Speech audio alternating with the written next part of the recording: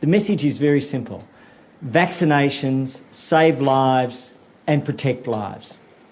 Whether it's smallpox, measles, mumps, rubella, whooping cough, influenza, and now COVID-19, vaccinations can save lives and protect lives. And we know in a world of over 116 million COVID cases, a world of, sadly, agonisingly almost 2.6 million lives lost officially to COVID and inevitably higher numbers, that vaccinations are fundamental to the world being able to progress safely. There's an interesting experience I had as Australia opens up. On Friday, I had the privilege of opening the Sorrento Art Show in my electorate, and the judge there, Ivan, was talking beautifully about all of the paintings and the beauty of life. And he stopped partway through and he said, one of the most extraordinary gifts that any of us can give is to help save somebody's life or protect somebody's life. And the vaccination program, and this was unprompted, Ivan said the vaccination program gives each Australian the gift of being able to protect somebody else's life, the gift of being able to save somebody else's life as well as to protect our own. And I can guarantee that virtually every person who was at that moment of Australia reopening is going to go and get the vaccine because of the way he framed it, that this is about saving other people's lives, particularly protecting our elderly. And that's why I'm delighted that former Prime Minister Julia Gillard is here today. She's a role model to so many Australians, especially younger women, and we want to talk about vaccine hesitancy and I think be open about some of the concerns and the confidence that today brings. Obviously, Professor Brendan Murphy, former Chief Medical Officer, now the head of the Vaccines Task Force and the Secretary of the Health Department, and then our amazing aged care workers, Tracy, Thurza, Rebecca, and Derek, who helps oversee the cleaning here at the Carrum Downs GP Respiratory Clinic.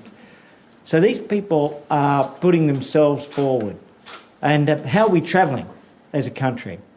We know that yesterday was the 36th day this year where Australia has had 0 cases. We haven't got all the figures in yet from the different states and territories, but assuming today is another 0 day, we're on track for today being the 37th day with 0 cases of community transmission. So that's an incredible result. No lives lost in 2021, and at the same time, 10,000 lives were lost in one day alone yesterday. And that's why these vaccinations are so important.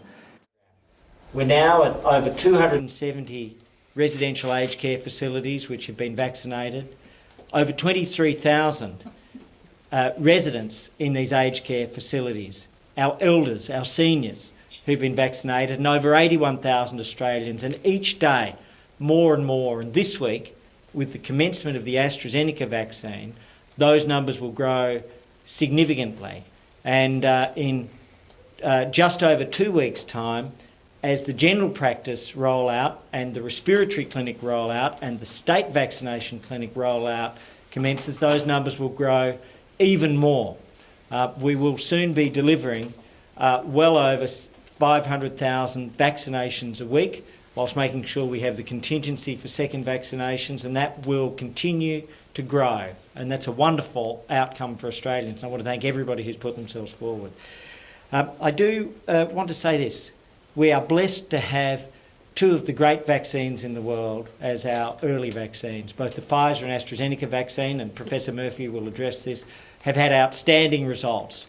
We've got strong data from the United Kingdom, for example, and the Lancet journal recently said that in their February paper that there had been 100% protection in clinical trials against serious illness, hospitalisation or death from AstraZeneca, and the results from the UK have been spectacular and heartening and wonderful for the world. So there's a long journey to go. There will be days when there are cases in Australia. There will be challenges, as we've seen in every country. But Australia has been magnificent, and Australians have been magnificent, and they're rising to the occasion. I just want to add this, that this week, obviously, the states and territories will bring forward their Astrazeneca rollout to their healthcare workers.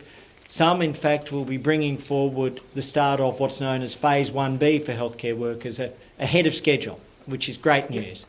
The aged care workers will shortly begin to be vaccinated, as we saw the first of them vaccinated here, and the aged care residents will continue. And then in the week of the 22nd to the 29th of March, the first of our general practices will begin, and then over the course of the next month, we'll grow to over 4,000 general practices around the country, over 100 of these respiratory clinics. The Indigenous Aboriginal community-controlled health organisations will have over 300 points of presence at different times around the country, and our magnificent state clinics will have over 100 points of presence developed by the states and territories. So the program's large and it's challenging, but it's immensely important. The one thing I do want to address, and this is in particular why we've asked Julia to join us, is that many people want to ensure that there's confidence in the vaccine. It is safe, it is effective, it is incredibly important. It's a miracle of medical science. But there is some hesitancy, in particular, younger women, 25 to 45.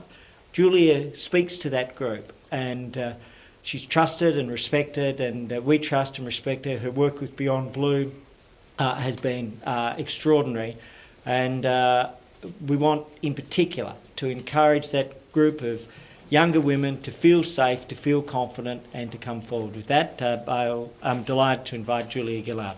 Thank you. Thank you very much.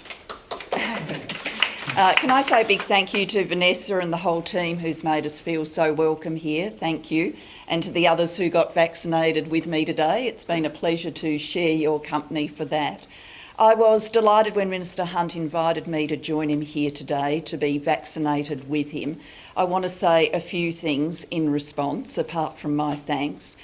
Number one, obviously Minister Hunt and I are from different sides of politics, and whilst we work together today on matters associated with Beyond Blue and mental health, I do remember back in the day the occasional crossword on things like climate change and carbon policy and all the rest of it. So me being here today is a visible representation that no matter what side of politics you barrack for, no matter who you intend to vote for, there is a united message, and that united message is please get the vaccine. And then particularly to Australian women, can I say please get the vaccine. I can understand that people might feel a little bit anxious. I would recommend to them that they get information from reliable sources, and by that I mean the Australian government sources or from their local health practitioner. And what they will find when they go to those credentialed sources, I think, is very clear. They will find the overwhelming evidence that this vaccine is safe and it's effective, and here in Australia it is free. So when your turn comes to get the vaccine, please step forward and take it. It's the right decision for your own health, it's the right decision for your family's health, it's the right decision for the community's health, and ultimately it's the right decision for our nation and our world. So please do make sure that you get the vaccine. Being a little bit worried about getting a needle in your arm is a human response, but the evidence is very clear, and I can tell you firsthand it did not hurt a bit. Thank you very much. Thank you. Well said. Brendan? Thank you, Minister, and thank you, Julia.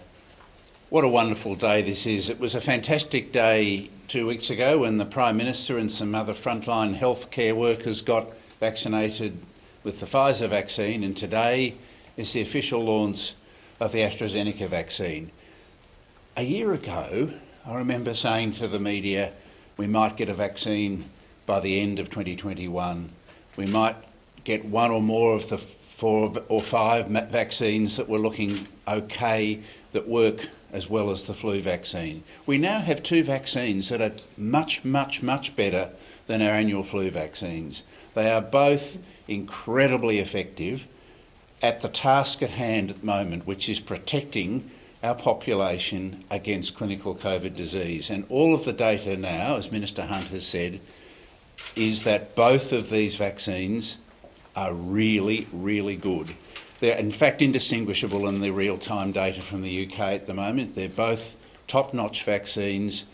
This Astrazeneca vaccine that we've all had today, and it didn't hurt me either, this is going to be our workhorse because this is the vaccine that we're making here in Australia, and we'll be rolling out a lot of this vaccine in coming weeks, and most of the Australian population will get this. Some have got Pfizer and many will continue to get Pfizer, but there's nothing to distinguish between the two of them. They are both really, really good vaccines. The challenge for us is to get the vaccine uptake as great as possible and as quickly as possible. And this today marks the beginning of our big population-wide approach with this vaccine. I'm really excited to be here to receive this vaccine. I know that people listened to me a lot in the early stages of the pandemic, and I want you to listen to me again when I say that I really, really trust these vaccines, both of them. They both work, and you need to go out there when it's your turn and get them. Thank you. Thank you. I'll take the questions, I think, from the phone first. Thank you very much, Matt. So I've got 3 from the telephone and then start with those in the room. So I think first we have Tamsin. Thanks, Minister. I was just wondering if I might be able to ask the former Prime Minister Julia Gillard a question. Sure. Hello, Tamsin. Thank you. Hi, Julia. I was just wondering, obviously we've seen some pretty shocking allegations over the past 3 weeks about sexual abuse and harassment in Parliament. From your experience, was this the culture that you saw in the time in Canberra, and how have you felt hearing these allegations? Look, Tamsin, I thank you for your question, though I'd have to say taking them on the phone is an innovation since my day. We didn't do phone questions back then. And I have made some public statements about the matters you refer to, and I may do so again in the future.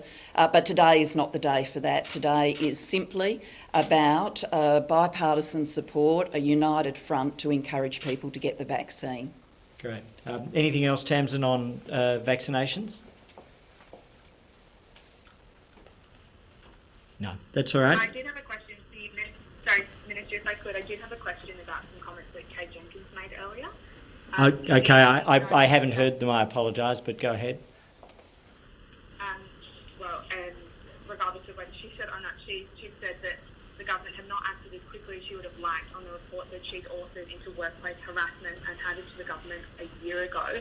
Why hasn't the government moved more quickly on this, given what a big issue that we knew it was then and we definitely know it is now? Sure. So look, I apologise because I haven't heard the comments firsthand. The important thing is that Kate Jenkins has been appointed specifically to lead a review on Parliament, to make recommendations, and there's an absolute determination to implement them. So we all have a responsibility, every stage, every day, to continue to try to improve and to do better. And I think that that's extremely important, and that's a passion and a focus, and it's something to which we are deeply committed. I might ask Ad Scholler. Thanks, Minister. I just wanted to ask in terms of, on Friday, France said that it may follow Italy in blocking the COVID-19 vaccine shipment. The government has said that this move by Italy will not alter Australia's vaccine timetable, but how serious is the government treating this, and is this being considered a contract breach? Look, our guidance from the company is that their commitment to Australia hasn't changed. We have 53.8 million units of the Astrazeneca vaccine which are contracted. We have 300,000 units that have already arrived. So we've already had a shipment. Myself, Julia, Brendan, Tracy, Thurza, Rebecca, Derek, we've all been vaccinated today with the Astrazeneca vaccine, which has arrived in the country, and more will come. I'm very confident of that. Very, very, very confident.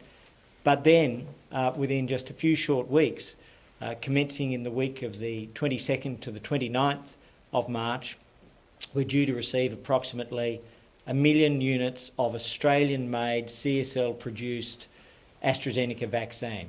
And that will continue to go forwards with the potential, as they examine their processes, that they may in fact be able over time to increase that volume. So we're still expecting continued supplies. We're continuing to receive supplies, and so we're actually in a very strong position already. Just over 745,000 vaccines have arrived in Australia, and this week the program will step up. And so the advice from the company, and indeed I spoke with the global head only yesterday, is that the international and the domestic supplies are continuing. And so we'd not factored that one shipment in. We had our questions as to whether it would arrive, but we do take it seriously. The Trade Minister has spoken with the World Trade Organisation and his counterpart within the European Commission. I've spoken with my counterpart within the European Commission. Our diplomats have been working both at country level, and I think you'll find very shortly that the continuity of supplies, it doesn't just continue, but is slightly better than we'd hoped. We never project forwards on individual shipments, but I'm very happy with the things that I've heard over the weekend. Claire. Thanks, Minister. Early before the rollout started, you indicated that our timeline for vaccinating people was much more dependent on supply in the early weeks. But in fact, the amount of vaccines being delivered has been below that of supply in the last 2 weeks. Are you able to give an indication of how many vaccines have been given out in the past week, and what the plan is to get to that 4 million doses given out? Presumably the middle of April is no longer the goal. And I also had a question about vaccines for the former Prime Minister as well after, if possible. Sure. So just in terms of supply, in each of the first 2 weeks we've supplied 50,000 vaccines to the states. We've completed 23,000 Commonwealth vaccinations. The states have done a great job. I was just in exchange with the Victorian Health Minister this morning. They were talking about their plans to commence this week. They're on track and doing very, very well. And other states and territories are doing very, very well. So all of those things are occurring, and those numbers will continue to grow, particularly as we bring on respiratory clinics such as this, as we bring on thousands of general practices around the country, as the states set up their clinics. I know that new Pfizer hubs are being set up around the country this week, new AstraZeneca clinics for health workers, and in fact, we are on track to bring forward slightly some of what's called the 1B, the next phase health workers. That will be state to state dependent. So I'll just ask Julia. That's Claire. Hi, Claire. Hi, Ms. Gillard. Thanks for taking the time. We know from surveys that Australian women are among the higher group of vaccine hesitant. Why do you think that is, beyond the obvious with the age group of people that are worried about being pregnant or the vaccine interacting with that? Do you think there are any other factors in why women might be more hesitant? And what exactly are you hoping that people will take from you getting the vaccine today? What do you think that might change, that they might not have otherwise considered doing it? Thank you for your question. I do understand that women who are pregnant or women who are trying to fall pregnant might have a set of questions about the vaccine, and the advice from Brendan and the experts is to talk to their GP about that. Generally, I think women are more careful about their health than men. Obviously, you've got to be careful of stereotyping here. I agree. Many a long year ago, when I was Shadow Minister for Health, the evidence then very clearly showed that women were far more likely to regularly visit their GP. They were far more likely to stay on schedule for routine diagnostics than men were, which is why Australian governments across a long period of years years now have had specific men's health strategies to encourage men to keep up to date with their diagnostics. I think that caution might mean that women are a bit more hesitant about what they put in their bodies by way of medicine or vaccine. And being thoughtful and cautious is not a bad thing when it comes to your health. But the best way of answering that caution is to make sure you're getting advice from credentialed sources. And I think one of the things that could be happening here is many women who are trying to keep themselves fit and well probably follow a lot of people online through social media. They might look for diet and exercise advice, and all of that's fine. But those people on social media are not the ones to look to when you're trying to work out what to do about the vaccine. You do need to be looking at the health lines like the Australian government information and make sure that what you're getting is from scientists, not social media influencers. And if you do get that advice from scientists, then the decision will become crystal clear. The vaccine is safe, it's effective, it's free, it will prevent you from getting seriously ill, so it is in your interest to take it as soon as you have the opportunity to do so in accordance with the Australian government rollout. Great. I just might ask Brendan to add something on that. Certainly, I absolutely agree with what Ms Gillard said. There is a very good set of advice on the health.gov.au website. There's trusted advice. There's information that is being sent out to all general practitioners about the vaccine. Trust the advice that's official. There is a lot of misinformation out there. It is simply untrue. Many of the anti-vaxxer conspiracy theories that are out there, you just need to ignore them and get the best advice that you can find. So go to the trusted sources. Just in terms of pregnancy, I think as Ms Gillard said, there is no evidence that these vaccines are harmful in pregnancy, so if someone has a vaccine and turns out to have been pregnant, we don't need to worry, but we also don't know for sure. We don't have enough data to say that they're absolutely safe in pregnancy. There's no reason why they wouldn't be safe in pregnancy, but we're recommending that people who are pregnant should discuss vaccination with their doctor before they consider it. Just look at the risks versus the benefits. Great. Thanks, Minister. Now I'll start with those in the room. Minister, obviously with social media, the anti-vax conspiracy theories are getting a lot of traction at the moment. Just how are you working to combat that, and also can you believe that we're having these discussions in the 21st century? Well, I do have to say to some of the anti-vaxxers, I haven't developed an unfathomable love for Bill Gates in the last 20 minutes. I still think there are glitches with Microsoft Windows, but I do deeply respect what the Gates Foundation is doing on vaccination programs around the world. The truth is, vaccinations save lives. And when we look at smallpox, polio, measles, mumps, rubella, influenza, when we see the results out of the United Kingdom, we can see that not only do vaccinations save lives, they've transformed the health system around the world, but they are also our global pathway out of COVID-19. So we're doing incredibly well here in Australia, but this gives Australia the chance to have that safety going forwards to the future. So we've got no time for their conspiracy theories. We don't want to elevate them. Our real focus, and this is the point of Julia's contribution today, is to give that extra reassurance to those who are just wondering. They're not anti-vaxxers, they're legitimately wondering, but it will save lives and it will help protect your life. Sorry, you go. With a lot of people heading back to work here in Melbourne, I think some businesses are sort of concerned whether there are any guidelines on who should get vaccinated or what the rules are. Will you sort of work towards a bit of a guideline or some clarity? Yes. So I'll make a brief point on that and then obviously invite Brendan both as the immediate past Chief Medical Officer but the head of the Vaccines Task Force. Firstly, the Department of Health website sets that out, but to think in terms of the phases, phase 1, A, is about our frontline health workers. It's about our elderly residents and their carers, and our disability residents and their carers, and of course our quarantine and border protection workers. Phase 1B, which will start in the week of the 22nd to the 29th of March, will involve the over 80s, who are the most at risk as a general group, the over 70s, those who are immunocompromised.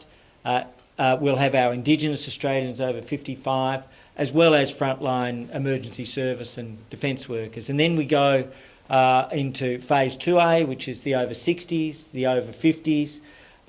We also focus in particular on the Indigenous Australians under 55, and then we'll have some critical workforce groups, and then the general population in phase 2B, and then finally, if the vaccines are approved for children, then it would be expanded, and that's a subject to clinical trials. And our health workers, the beauty of it is that we're starting to bring them forward ahead of schedule from 1B, and some states and territories will include them, thanks to Brendan's work with the CEOs, as part of the 1A program going forwards. Brendan? Thanks, Minister. So our strategy is pretty simple. It's to vaccinate first up those who are at most at risk of severe COVID disease and those who are in frontline positions that might see them exposed to the small amounts of COVID that's coming to this country. So as Minister Hunt said, frontline healthcare workers and particularly border and quarantine workers were the first group, and now we are moving to the phase to protect people who are at risk of severe disease. And all the data around the world suggests the biggest risk of severe and indeed fatal COVID is age. So we are starting with age cohorts. So from that week of the 22nd to 29th of March, those in the over 70s and 80s cohorts will be able to come and book in for a vaccine. In about a week's time, within the next week, there'll be an eligibility tracker on the website, health.gov.au, where people can go in and put in their age or other factors and find out when they're eligible, even register interest. And then we ask people to be patient, because the stand-up in 1B will be progressive. There'll be more clinics, more GPs coming on every week, but then some GP practices will be contacting their own patients, but people can also register through the website, and there's also a phone number which is on the website. So if people are not confident with the computer, they'll be able to ring up and find out when they're eligible and where they can go.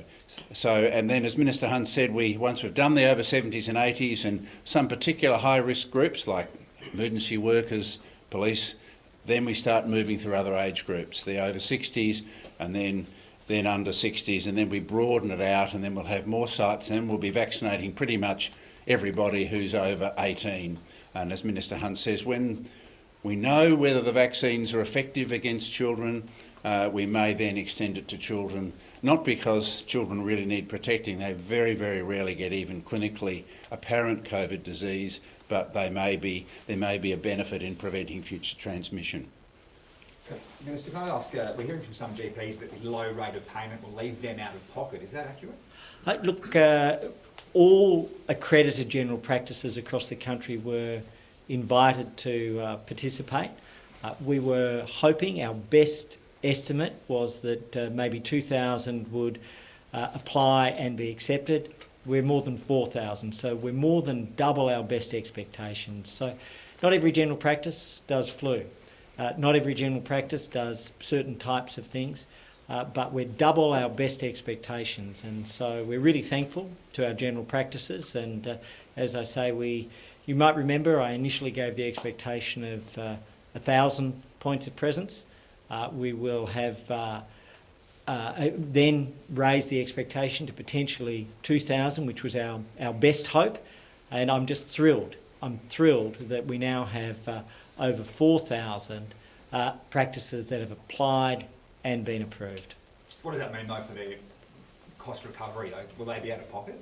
Well, no. We've gotten in the release that we're putting out today, the Australian College of Rural and Remote Medicine, the AMA, the Royal Australian College of General Practice, all of whom have supported it, and over 4,000 general practices have voted.